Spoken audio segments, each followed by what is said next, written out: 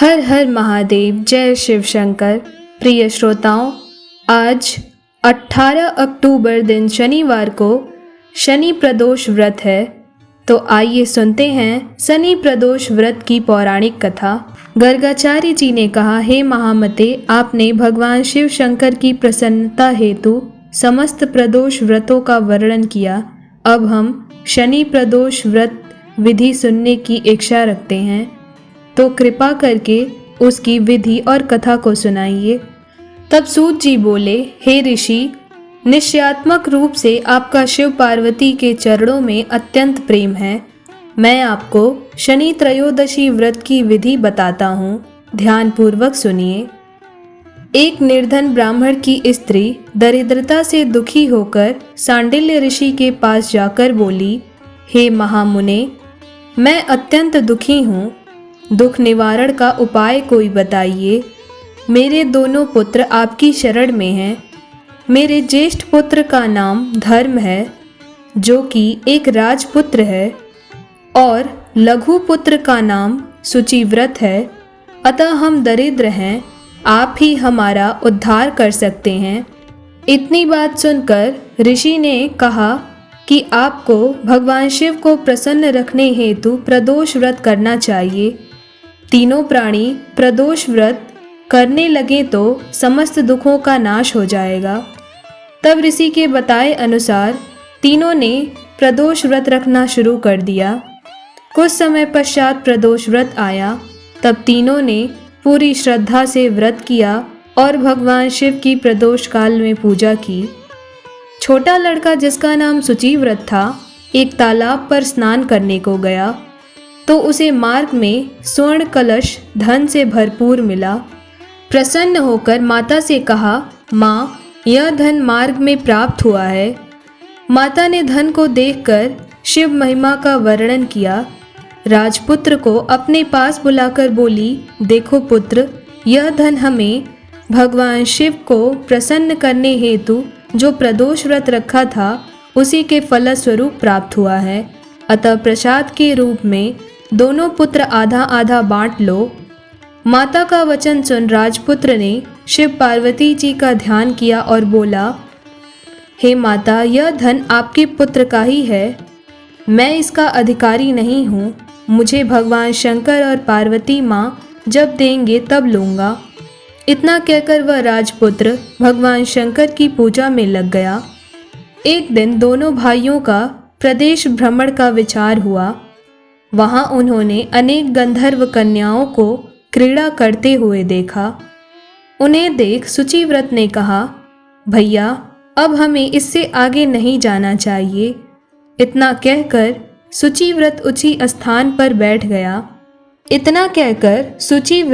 उसी स्थान पर बैठ गया, परंतु राजपुत्र अकेला ही स्त्रियों के बीच में जा पहुंचा। वहाँ एक स्त्री अति सुंदरी राजकुमार को देख मोहित हो गई और राजपुत्र के पास पहुंचकर कहने लगी कि हे सखियों, इस वन के समीप ही जो दूसरा वन है, तुम वहां जाकर देखो। भांति भांति के पुष्प खिले हुए हैं, बड़ा सुहावना समय है, उसकी शोभा देख कर आओ। मैं यहाँ तब तक बैठी हूँ, मेरे पैर में थोड़ी पीड़ा है, इसीलिए मैं नहीं आ पाऊंगी। ये सुनकर सभी सखियां दूसरे वन में चली गईं। वह अकेली सुंदरी राजकुमार की ओर देखती रही। इधर राजकुमार भी कामुक दृष्टि से उस सुंदरी को देखने लगा। युवती बोली, आप कहाँ रहते हैं? वन में कैसे पधारें और किस राजा के पुत्र हैं? आपका क्या नाम है? तब राजकुमार बोला, मैं विदर्भ नरेश का पुत्र हूँ, आप अपना परिचय दीजिए।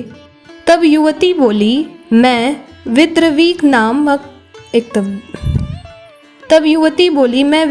नामक गंधर्व की पुत्री हूँ। मेरा नाम अंशुमती है। मैंने आपकी मन स्थिति को जान लिया है कि आप मुझ पर मोहित हैं। विधाता ने हमारा तुम्हारा संयोग मिलाया है। युवती ने मोतियों का हार राजकुमार के गले में डाल दिया। राजकुमार हार को स्वीकार करते हुए बोला कि हे भद्रे, मैं आपका प्रेमो उपहार स्वीकार कर लिया हूँ, लेकिन मैं निर्धन हूँ। राजकुमार के इन वचनों को सुनकर गंधर्व कन्या अंशुमति बोली कि मैं जैसा कह चुकी हूँ वैसा ही करूँगी।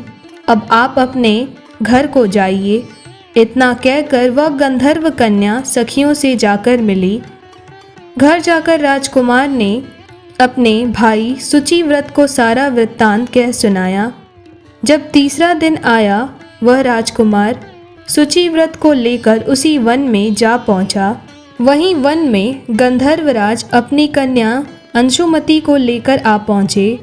इन दोनों राजकुमार को देख आसन देकर कहा कि मैं कैलाश पर गया था। वहाँ शंकर जी ने मुझसे कहा कि धर्मगुप्त नाम का राजपुत्र है जो इस समय राज्य विहीन निर्धन है और वो मेरा परम भक्त है। हे गंधर्वराज, तुम उसकी सहायता करो। मैं महादेव की आज्ञा से इस कन्या को आपके पास लाया हूँ। आप इसका निर्वाह करें। मैं आपकी सहायता कर आपको राजगद्दी पर बिठा दूंगा। इस प्रकार गंधर्वराज ने कन्या का विधिवत विवाह कर दिया। विशेष धन और सुंदर गंधर्व कन्या को पाकर राजपुत्र अति प्रसन्न हुआ। भगवत कृपा से वह समयों उपरांत अपने शत्रुओं को दमन करके अपने राज्य का सुख भोगने लगा। इस प्रकार शनि प्रदोष व्रत की फलस्वरूप और भगवान शिव शंकर की कृपा से उसे फिर से अपना राज्य मिल गया और सुखपूर्वक वह काल पर्यंत तक राज किया। हे भगवान शंकर, हे देवाधिदेव महादेव, हम आपसे यही प्रार्थना करते हैं कि जो भी भक्त आज शनि प्रदोष व्रत के दिन श्रद्धा से उपासना करें और पूरी निष्ठा से प्रदोष काल के दौरान आपकी पूजा करें, उसे सब प्रकार के सुख प्रदान करिए।